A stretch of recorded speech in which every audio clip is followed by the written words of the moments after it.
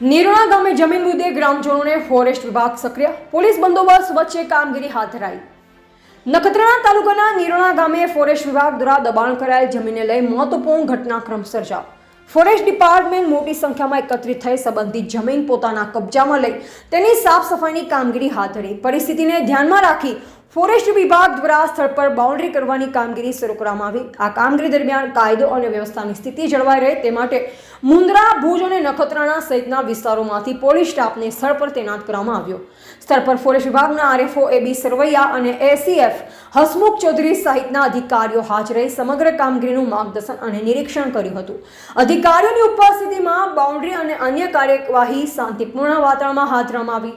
જમીન મુદ્દે ગ્રામજનોને ફોરેસ્ટ વિભાગ વચ્ચે ચાલી રહેલ મામલાને લઈ સમગ્ર વિસ્તારમાં ભારે ચહલ-પહલ જોવા મળી। પોલીસ અને ફોરેસ્ટ વિભાગના અધિકારીઓ દ્વારા સતત દેખરેખ રાખી પરિસ્થિતિ નિયંત્રણમાં રાખવામાં આવી। રિપોર્ટર ગોવિંદ માતંગ, નિરોણા। તો સાહેબ સૌપ્રથમ તમારું પરિચય અને સર આજે જો નિરોણા અંગે જે કામગીરી થઈ છે સર સાફ સફાઈ અંગે એના વિશે શું કહેશો સર? આજે આપણે જે મારું નામ હસમુખ ચૌધરી, એસીએફ કચ્છ પશ્ચિમ, જિલ્લા વહીવટીતંત્ર,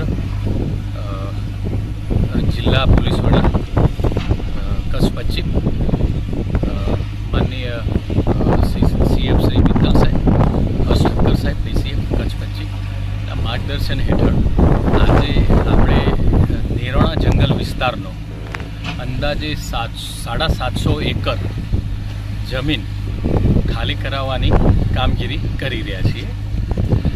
આ વિસ્તાર સામાન્ય રીતે ગામ લોકો સાથે પરામર્શ કરી, ગામ લોકો સાથે બેઠકો યોજી અને હકારાત્મક નિર્ણય આવે અને કોઈ સંઘર્ષ ના થાય એના માટે આરએફઓ શ્રી સરવૈયા સાહેબ અને અમારી ટીમ કરી રહેલી હતી।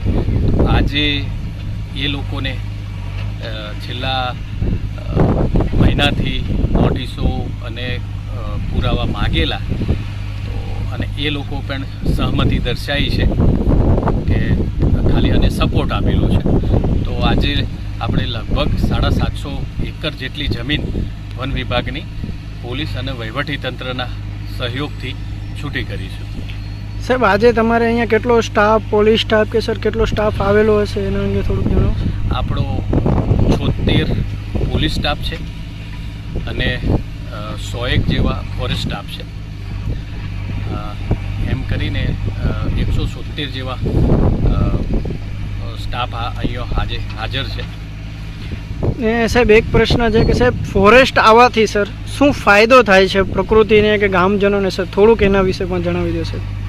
આપણે જોઈએ છીએ કે સામાન્ય રીતે આ વિસ્તારની જ વાત કરીએ તો આ વિસ્તારની અંદર અમે આ જમીન ખાલી કરાવી અને એની અંદર પ્લાન્ટેશન કરીશું। અને આપણે જોયું છે કે છેલ્લા ઘણા વર્ષોથી કચ્છમાં વરસાદ બી સારો થાય છે અને કચ્છની અંદર એક બાળક મોટું કરવું અને ઝાડ મોટું કરવું સમાન છે। એટલે અમારો પ્રયત્ન એવો રહેશે કે હરિયાળી વિકસિત થાય આ વિસ્તારમાં અને પ્લાન્ટેશન અમે અમારી રીતે કરીશું અને પર્યાવરણને અહીંયા વન્ય પ્રાણીઓનો બી મૂવમેન્ટ સારી છે અને સારા એવા વન્ય પ્રાણીઓ બી રહે છે તો એને બી પ્રોટેક્શન મળશે અને હરિયાળી થશે। સાહેબ તો આજરોજ જે નિરોણા ખાતે જે ફોરેસ્ટની જમીન છૂટી થઈ રહી છે તો સર એનું જે શરૂઆતથી જે પાયો કઈ રીતે થયું, કઈ રીતે સર ગામ લોકો જોડે તમારી વાતચીત થઈ તો સર એ અંગે થોડુંક જણાવો સર। આ જે જમીન દબાણ જે છે એ ખુલ્લું અત્યારના જે અમે કરી રહ્યા છીએ એ બાબતે શરૂઆતમાં અમે નખત્રાણા ગામના જે દબાણકારો હતા ગામના જે દબાણકારો હતા એ તમામને અમે નોટિસો આપેલી હતી। નોટિસોમાં એ લોકો પાસે આ લેન્ડ તેઓની માલિકીની છે એ બાબતેના તમામ ડોક્યુમેન્ટ અને આધારો માંગવામાં આવેલા હતા, પરંતુ આ લોકો પાસે કોઈ એવા એમની પાસે એવિડન્સ નહોતા। ત્યારબાદ 8 દિવસ પછી અમે ગ્રામસભાનું આયોજન કરેલું હતું, જેમાં ગામના સરપંચ, પંચાયતના તમામ જે ખેડૂતો હતા એ લોકો તમામને હાજર રાખી અને રૂબરૂમાં પણ અમે આના એવિડન્સ મતલબ એમની પાસે કોઈ પણ ડોક્યુમેન્ટ હોય માંગવામાં આપેલા હતા, પરંતુ આ લોકો પાસે આવા કોઈ ડોક્યુમેન્ટ નહોતા। આ જે જમીન છે એ વન વિભાગને 79માં કલમ સેક્શન 20 હેઠળ ફોરેસ્ટ ડિપાર્ટમેન્ટને સરકારે આપેલી છે અને આ જમીન ઉપર જે કબજો હતો એ અત્યારના આજરોજ જે છે એ અમે પોલીસ સ્ટાફ ફોરેસ્ટ સ્ટાફ અને રેવન્યુ ડિપાર્ટમેન્ટ સાથે મળી અને આ જમીન જે છે એ ખુલ્લી કરાવવાની કામગીરી આજે